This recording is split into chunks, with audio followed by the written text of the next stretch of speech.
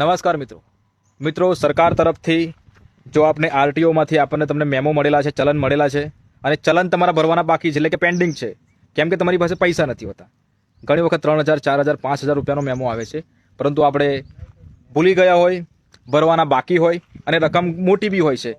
તો મિત્રો જો આ રકમ જે છે તમારી ઓછી થઈ શકે છે, તો 5,000 રૂપિયા છે, તમે 1,000 રૂપિયામાં પણ તમે દંડ ભરીને તમે તેનો કેસ સોલ્વ કરી શકો છો મિત્રો. કેમ કે 13 સપ્ટેમ્બર 2025ના રોજ રાષ્ટ્રીય લોક અદાલત થવા જઈ રહી છે, જેમાં નાના જે આ પ્રકારના જે કેસો છે તે કેસોનું પેમેન્ટ કરીને તમે કેસો સોલ્વ કરી શકો છો.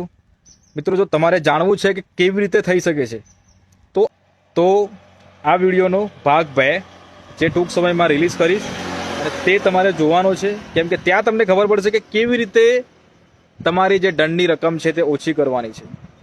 અને તેના માટે સૌપ્રથમ તમારે ફોલો કરવા પડશે, કેમ કે જો ફોલો કરશો તો જ નવા વિડીયોની તમને નોટિફિકેશન મળશે.